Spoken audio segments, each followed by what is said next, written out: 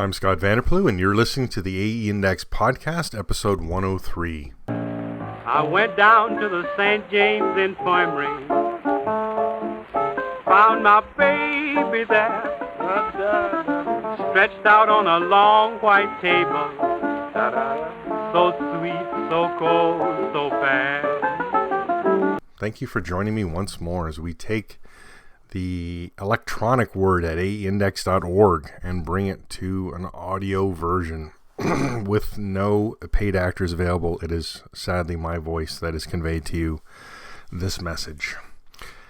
Big month, I'd say. A lot of solicitations, which is nice. We haven't seen solicitations in a while, it feels like.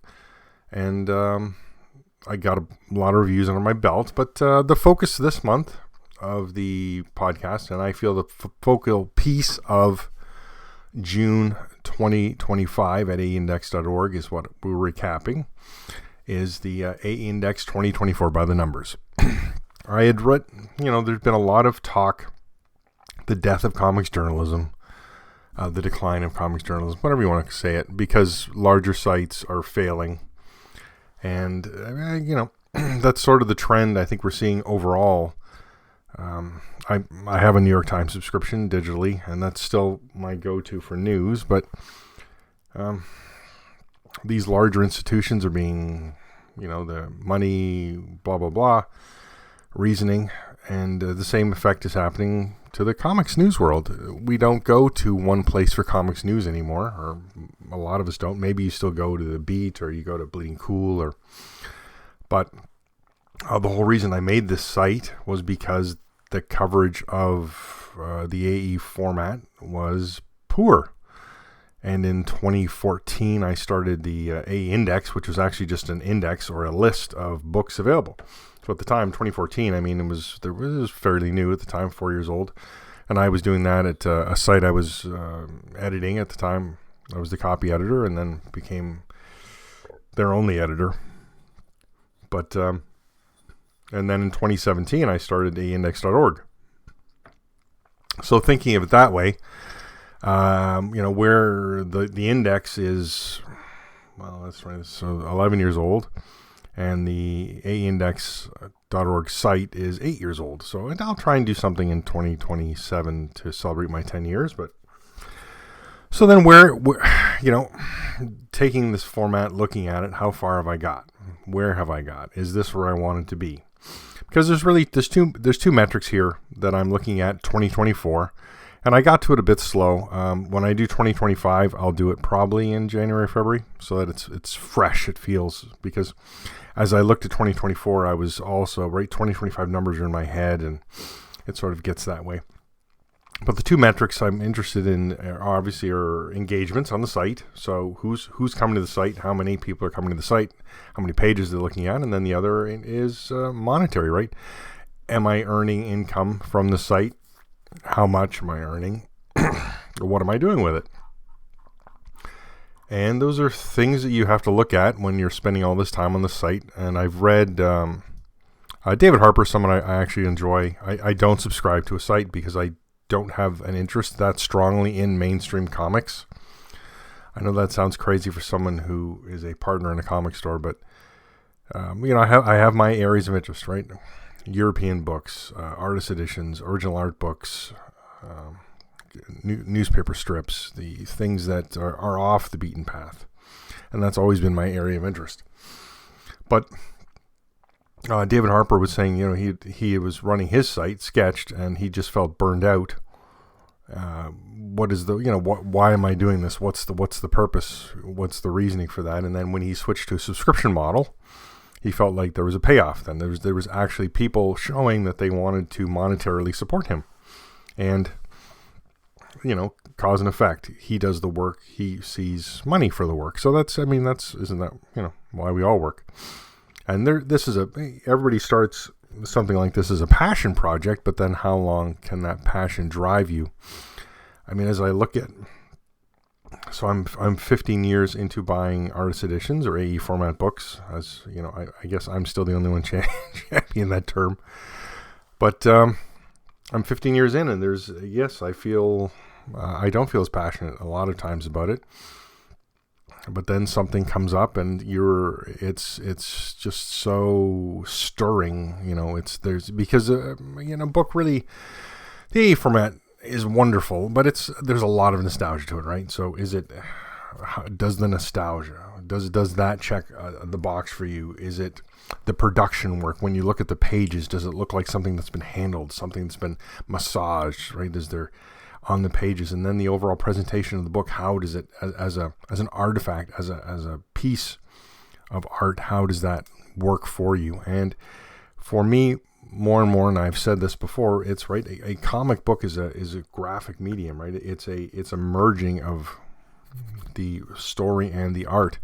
So when I look at an AE format book, if it's just the art, if there's no lettering, if there's no, right, that kind of thing, the paste ups, the word balloons, then I'm one step removed then from a comic. I'm one step removed from that experience, because now it's just strictly an art book.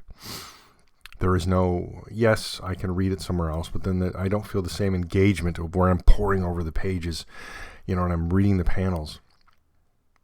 So you have this connection to these books. And then 2024 was, the David Mazzucchelli's Batman Year One. That was sort of rekindled that for me. That I was just so excited to have this book, so excited to experience it again, and it did extremely well in the stats. Obviously, it won all the Dunby Awards, but also did very well in my stats. So back to that, I use WordPress. And the platform has been perfectly fine for me. I don't do enough selling where it could be a problem, where I have to work in WooCommerce and things. But this is just, the site. So there are many possible analytics that you can use. I use Google Analytics. I use Jetpack Stats. And I also use something called Independent Analytics. Independent Analytics runs locally on your machine. Jetpack Stats and Google Analytics obviously send all their data back somewhere else, so it's aggregated there. You sort of get a different picture from all three of them. So for the stats I did here, I used Google Analytics because also it had what I was looking for. Next, for 2025, because I have had Independent Analytics running the whole year, I may focus more on that. I like Jetpack Stats there's an app, and it's the easiest app to use, and it's fairly close to what I'm getting from Google. And I can just I look at the app a couple times a day, see what my engagement's like, see what's happening, see what countries are hitting, that kind of thing. But so I wanted to look at several things. I wanted to look at how are people coming to the site. That's very important. What are people looking at the site? And then what are the search terms? So when I did these stats, I've broken it down to, you've got sessions, or where first analytics I'm offering here are how are people getting to the site. So no surprise there. The largest percentage is, I'm going to do engaged sessions. You can all these are on my site. So if you like stats and numbers, and please go have a look. But 61% are coming from organic search. So now, as I said, that's interestingly because the way people use the web has changed quite a bit. If you go on your phone and you open up Google or you open up something, it's not just it's people put in where they want to go in the address bar, but it's not like the old days. I'm still a person who types in the full URL. So I still type in aindex.org when I want to go to the site. But a lot of people just type in aindex or Artist Edition Index, and then that comes up in the search term and they click it through there. So that's, I watch my children, I watch people, and that's what people do. They just don't type full addresses anymore. So when I look at that number of organic search, 61%, that could be people using, the browser in that function, or just they don't type out the URL anymore. Then I've got 23, almost 24% coming direct. That's not bad. I've got 5% coming from email. I've got 5% coming from organic social. which is interesting. I don't think I've looked at that stat before. 5%, and I think to myself, every time I do a post, right, I spread the post around to all these different social media sites. But when I look at the stats, really, Facebook is my payoff. That's probably my age group too, where I think, wow, what was the point of putting it on Blue Sky and Threads? And I'm not, I closed. I don't have personal accounts on any of those. I just have an AE Index account. I still have a personal account on Facebook, so I guess that shows where I'm at. I'm 53, and that's where I am in that bracket. I actually don't follow a lot of people on Facebook. I'm just in groups. I use Facebook now just for groups and corporate, watching my favorite companies, which aren't that many. So yeah, and then referral 1.26%. So I'm not getting not a lot of links to the site. That's for sure. So biggest thing are people looking for artist editions, searching, maybe using my URL, and then interestingly, because we go to the next, I have this info. We go to the next metric, which are the top 25 search terms. So the first 4 search terms that are my top 4 search terms are Artist Edition Index, AE Index with a space, AE space index. Then we have AE Index, no space. Then I have Artist Edition, number 4. So the first 3 are all people who know my site, and they're putting in that, and then they're clicking through. So they could just put aeindex.org in there and go right to it. But again, as I said, people seem to be using search term Artist Edition. That's my 4th. And then Batman Year 1 Artist Edition is my 5th. You can see the other ones. Then it goes Artist Editions, IDW Artist Edition, Artist Edition. But then when we get to, what is that, 2, 4, 5, 6, 7, 8, 9. So the 10th term is Killing Joke Gallery Edition. And then we go David Mazzucchelli's Batman Year 1 Artist Edition. And then Bernie Wrightson, Neil Adams, Bill Ward, Killing Joke, Bill Ward. I'm surprised how many hits I get from the Bill Ward search. I guess there's not enough original art out there, and thankfully Fantagraphics did that Bill Ward book, the studio edition, and hopefully that's successful for them, because they certainly get. But it's dramatic to see the clicks or the drop. So the 2 highest numbers, over 1,000 clicks are Artist Edition Index and AE Space Index. Then we go to 900 for A Index. Then Artist Edition, boom, we're at 500. So we're already half of what our top search terms are. And then it just goes down from there. And my searches drop dramatically after that. Just crazy. But then we go to top 50 links, or the top 50 pages from the site. And you get views. So 20% of my views are from the main page. So people hitting the main page, looking for something new, or going to it from that search term, A Index, right? And we just went over those. And then my number, that's 20% of my hits. 6% of my hits are the AE Index page. So the Artist Edition, Gallery Edition, Original Art Archives Index. That's the name I used to have on Comic Book Daily. And then I left that over because when I was doing redirects, I just wanted it to be the same. And then this interests me a lot. AE Artist Index is, I'm sorry, I skipped one. Third, for 3% of all my hits from 2024 was David Mazzucchelli's Batman Year 1 Artist Edition review. But then number 4 is the AE Artist Index, which I think is just 2%, which is a very low percent, really, but interesting to see that. I have many reference pages on the site, and I notice they don't get a lot of hits. Except this one has really been picking up, because it's basically I list the artist name, and then I list every AE format book that they've done work in. I don't include the AE adjacent, right, which used to be almost an AE page, but I thought AE adjacent was better. And it doesn't include the foreign AE index, or it's strictly the AE index proper page. So you got to be an actual AE index. You got to be an AE format book and in the AE index page to make it into the AE artist index. Maybe too many AEs and too many artists on my site. Then we go to store, 1%, reviews, 1%. Then it just goes down from there. Then you'll see that it's Todd McFarlane Spider-Man Artist Edition. feels like a very much an anomaly because this is only on my Google. It's 1, 2, 3, 4, 5, 6, 7. It's the 7th most popular. It's just a little under 1%. 528 hits there. And this does not appear in any of my other stats, so I don't know how that happened. Then we see newer stuff, then we see other things, but that's an older. We get The Killing Joke.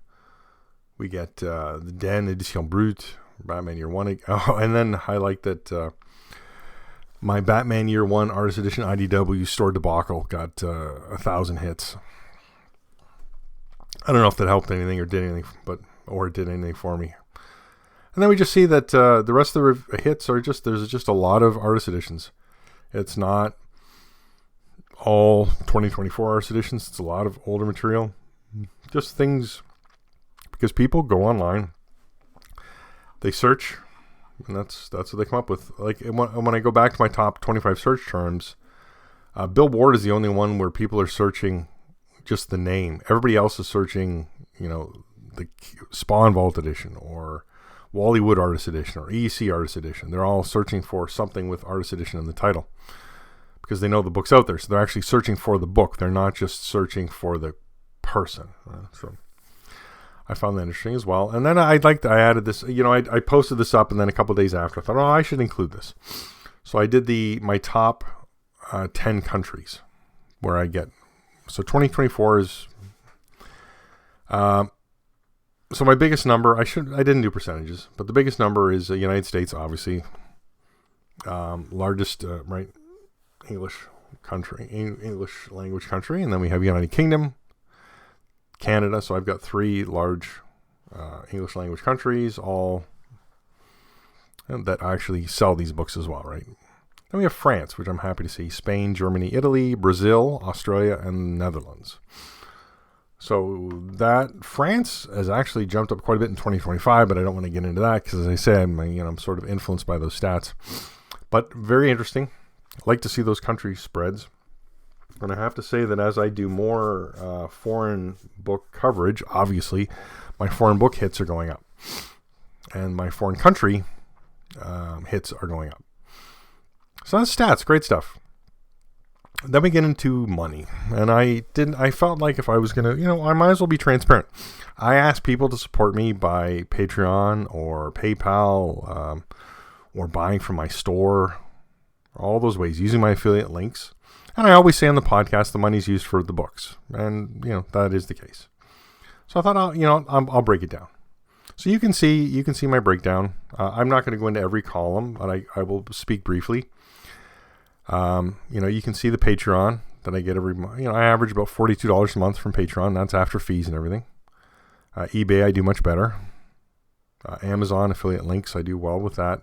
Things from Another World was they've ceased operations now, but they were okay. They actually brought in more money than Patreon. Then I have Abe Books, which brings in just a tiny bit, and then I have Forbidden Planet, which is also a affiliate link I do, and they bring in not much at all. Then I have advertising, and I list my ads. So advertising is number 3 in my income streams right now for 2024 in these stats here. So that's great. I'm happy to see that. And then, then we got the totals. So in total, I brought in $56.36.89 in 2024. And then you see what goes out. So you see my book purchases, which is the largest amount. Then I've got a monthly fees. I have to pay web hosting. And as part of that web hosting, I actually didn't put the domain registration. I should put that in. And I didn't list expenses, in which I really should have. Because expenses add up. I've purchased a few things. All my photography is done from my phone. I didn't buy the phone just for that. But maybe I should have listed a percentage of the phone. Maybe 25% of the cost of the phone. As usage for that, I've got some LED photography lights.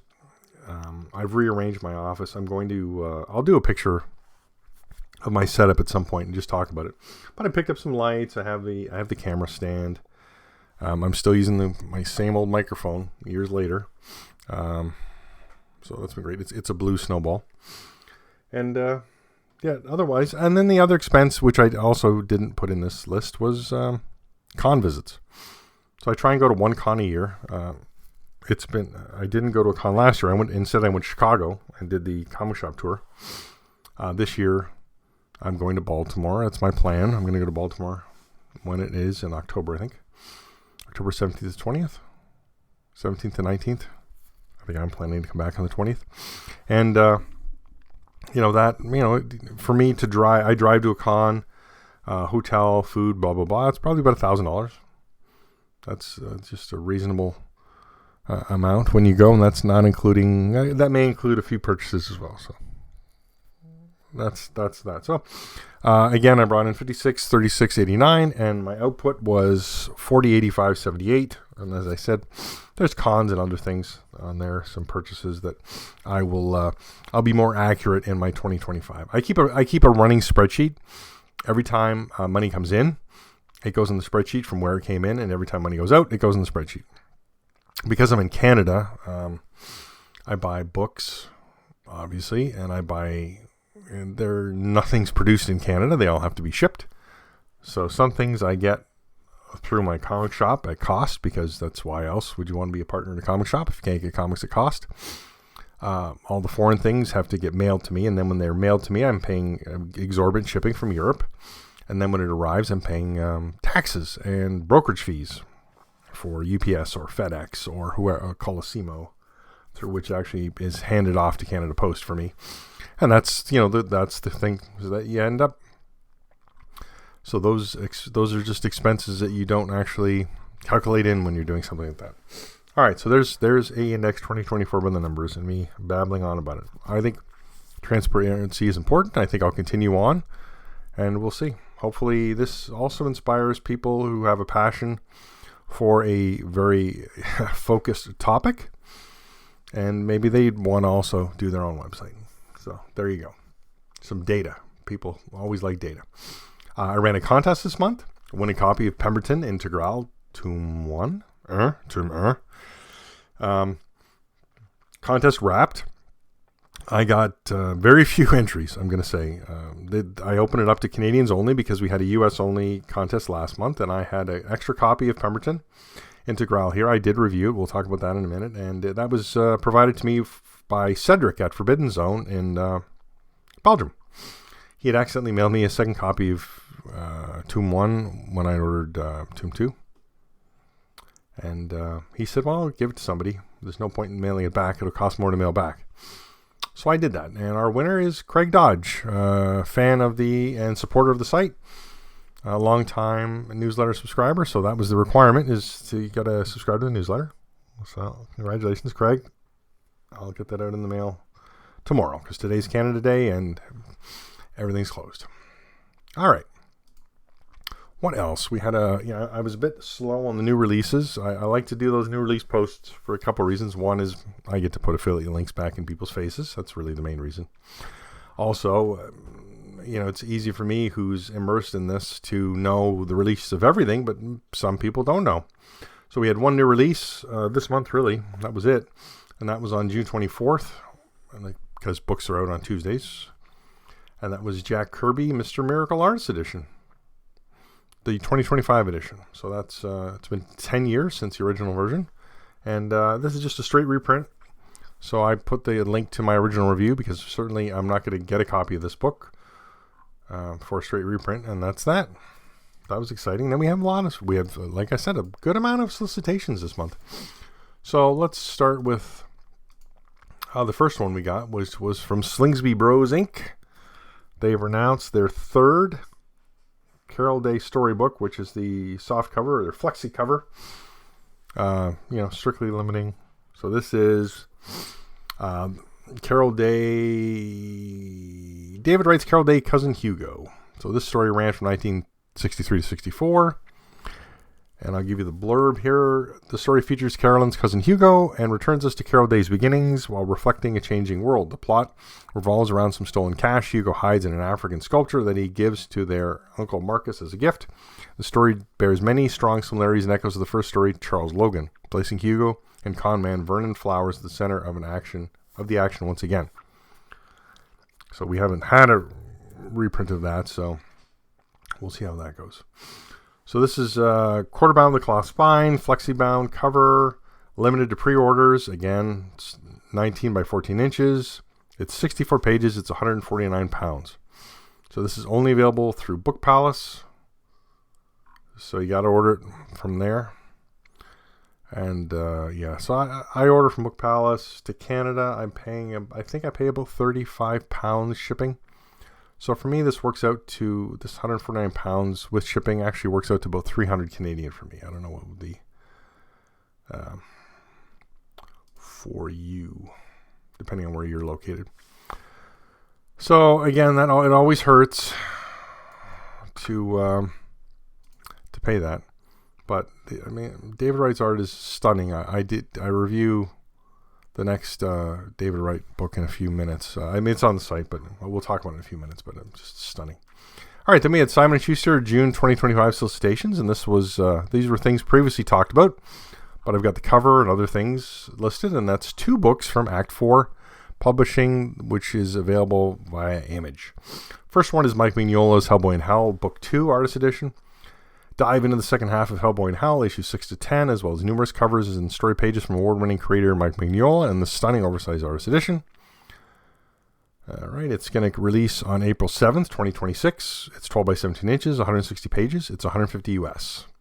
Available from the usual suspects. For me, that's Amazon and Walt's Comic Shop. I would love to have another comic shop affiliate links to be able to put up on the site, but right now I can't find any North American comic shop that runs an affiliate program that I can join. So Amazon it is, and I think Amazon really has the widest reach.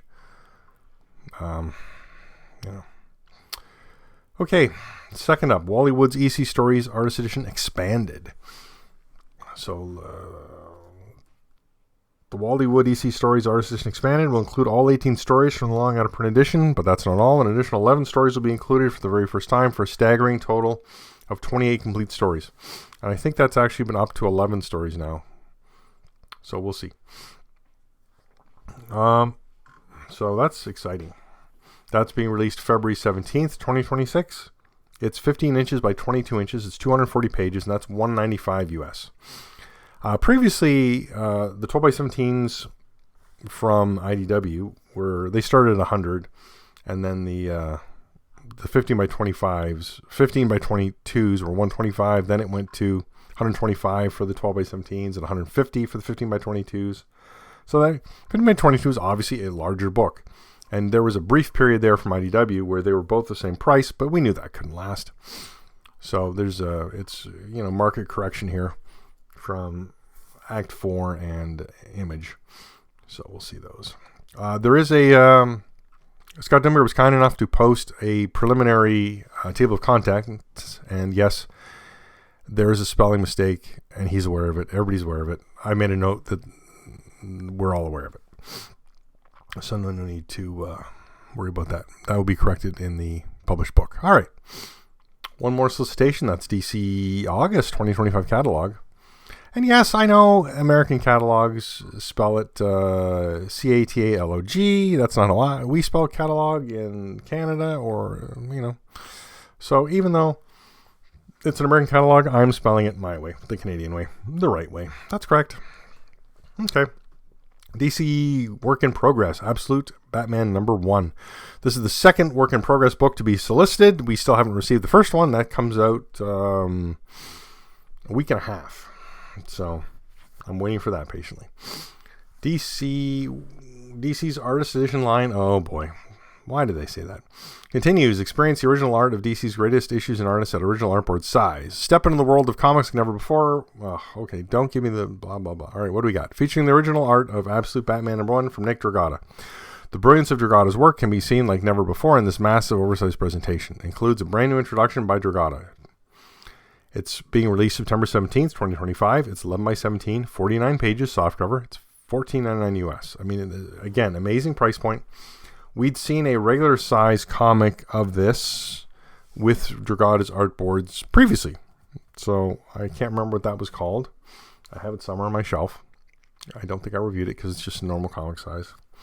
But interesting stuff there. We'll see how this goes. We've got All-Star Superman coming in a week and a half. Then we've got this in September. So we'll have to see how those go. All right, let's talk poll this month. So we had another wonderful poll.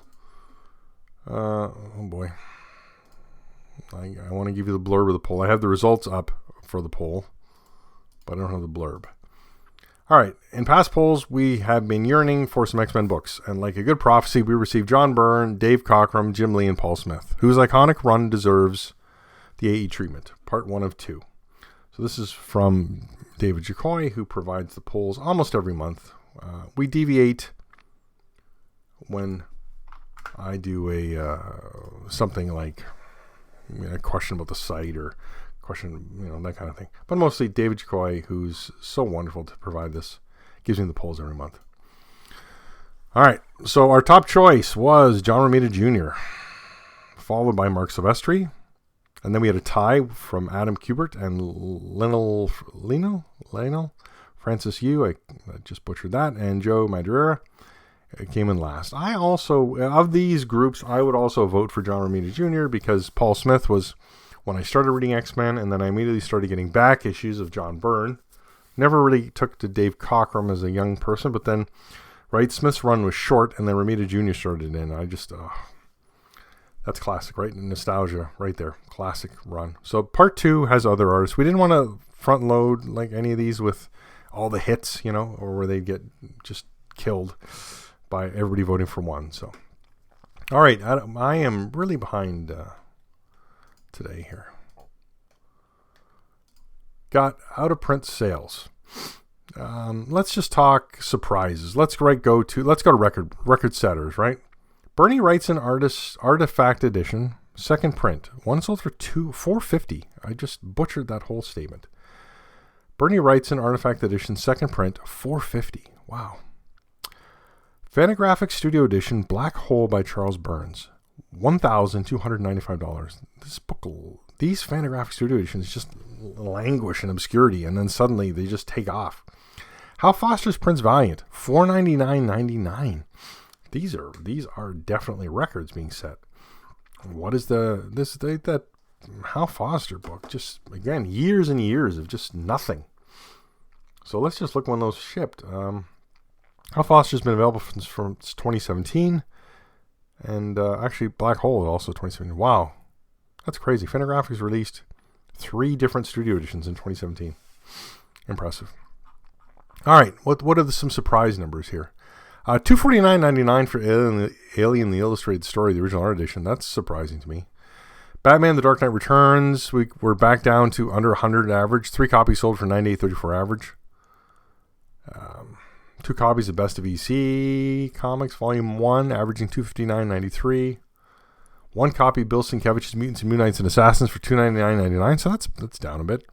I mean, it's still double cover, but that book's been floating quite high for a long time.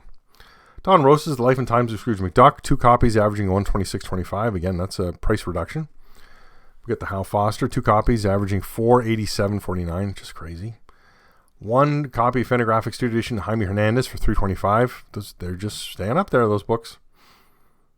4 copies of Frank Miller's Sin City, The Hard Goodbye, averaging $91.23. I mean, this is readily available on Amazon at a heavy discount for a long time.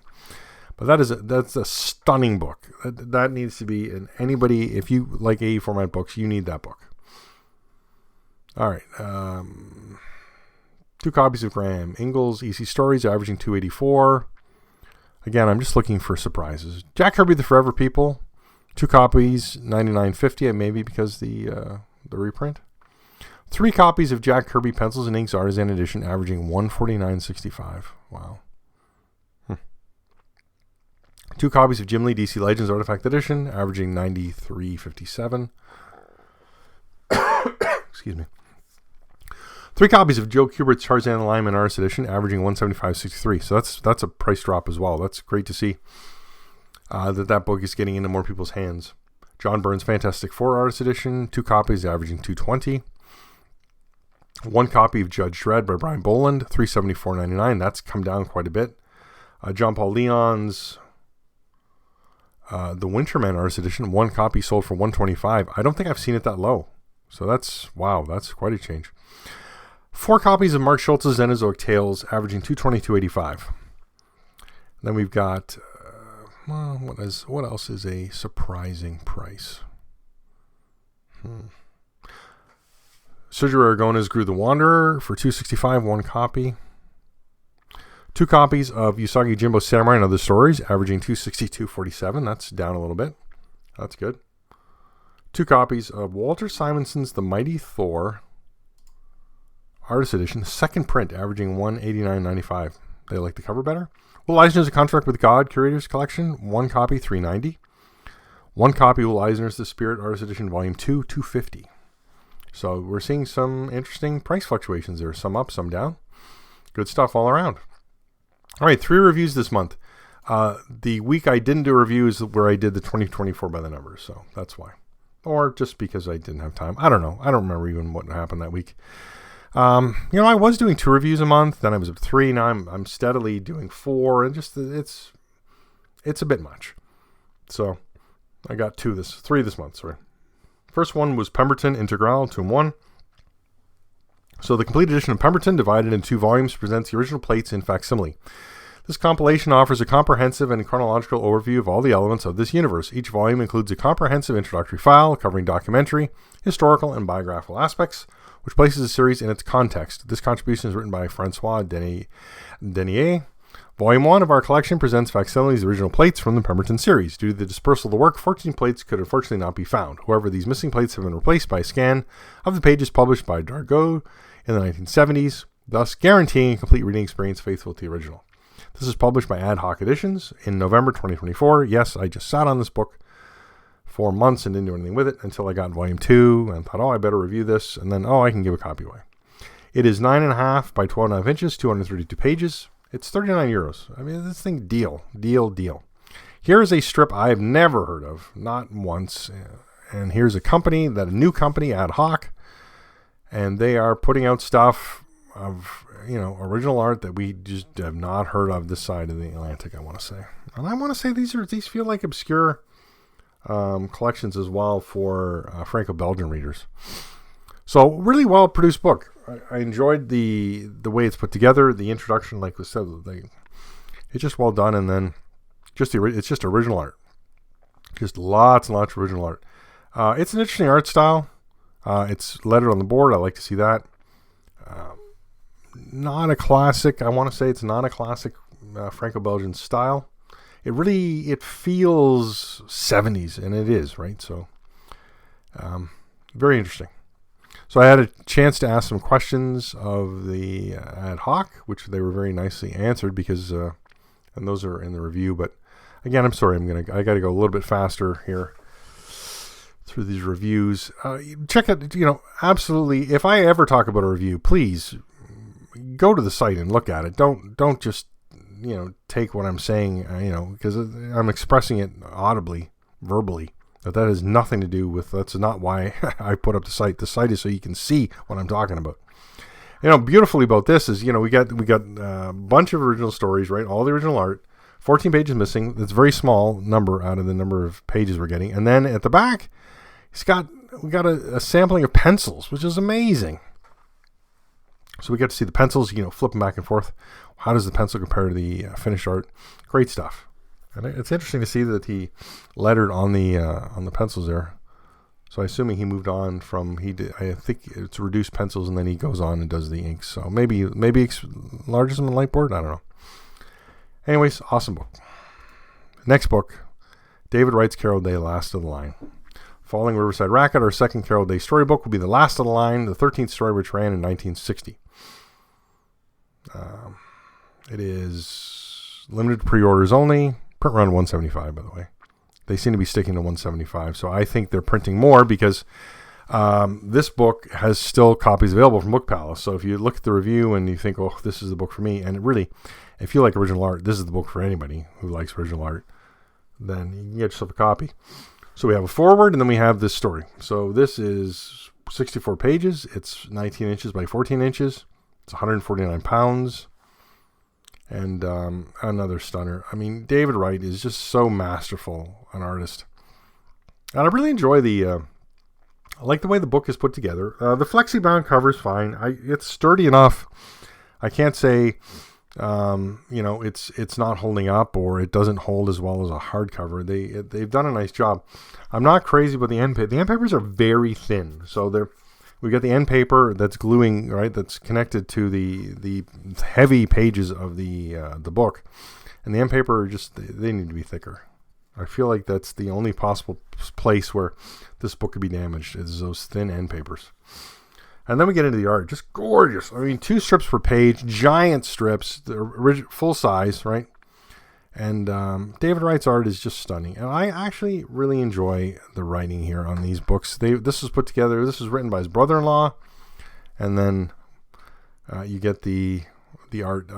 It's funny, this last of the line, this was the first Carol Day art I saw on Heritage, and I was looking. I never found a piece I really wanted to buy. Now, unfortunately, they're all priced out of my range, that's for sure. But at the time, I really should have picked up a couple.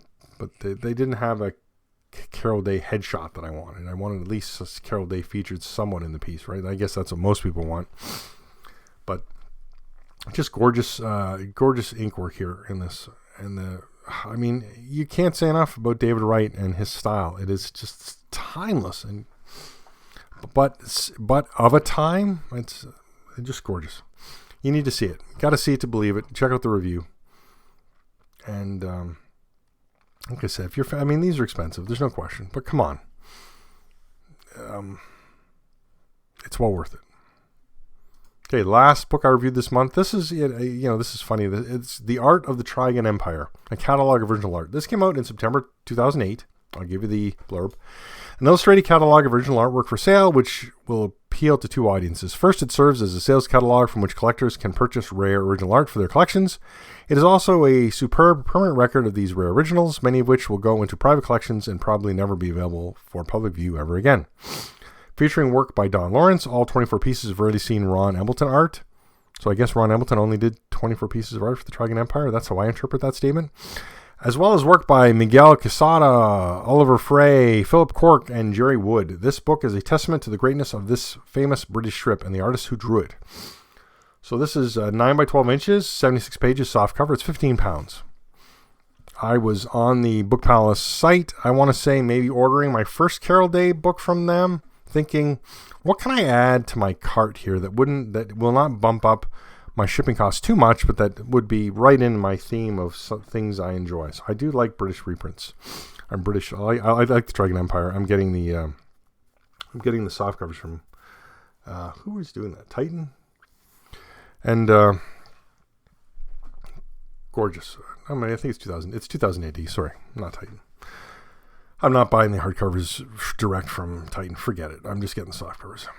And this is a great book. So it's just, again, something else I bought, sat on my shelf, and eventually I was looking for something to review and thought, oh, there's, pull that out, get that going, because also it's a fairly easy review. I had thumbed the book before, but this I pulled out Saturday morning and had the review up Saturday afternoon. So that was appreciated of that. Because, again, I'm doing the video, doing all those things now, right? So.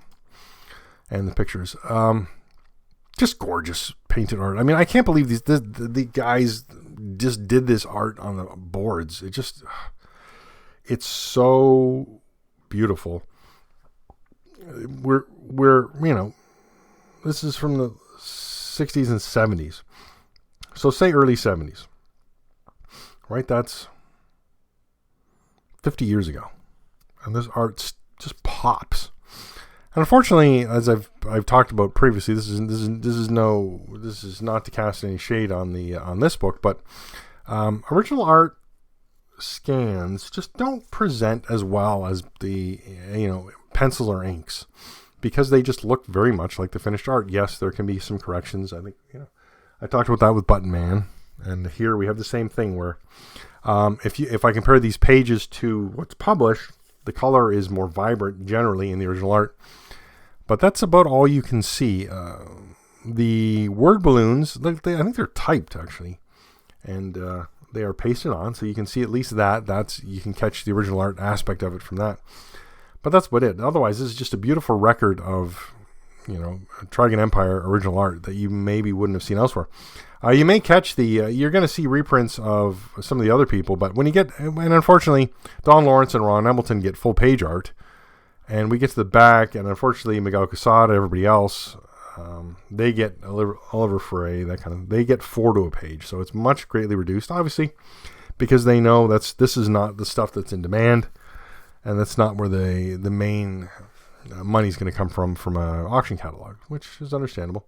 There's a couple of Oliver Frey pages I really like the look of, but they are nowhere near Don Lawrence. I mean, Don Lawrence, the guy captures expressions and faces just so well. I like Ron Hamilton too, but this is Don Lawrence. That's the guy I'd get any of this stuff from. Just gorgeous. All right, that's a wrap for this month. I didn't give you the blurb this month, and that is, support the site. Become a Patreon patron. Spend whatever you'd like on that. Use the A-Index store. Buy some of the books. I have some that are actually very competitively priced. Some are just sort of market price or a little higher because I'm not that in a rush to sell them. But you're gonna get a quality book, and you're gonna support the site. So, and as well, please use my affiliate links. All right, that's a wrap for this month. Thank you. Happy Canada Day to my fellow Canadians, and we'll talk again next time. Let her go, God bless her. Wherever she may be, she can search this wide world over. She'll never find a sweet man like me.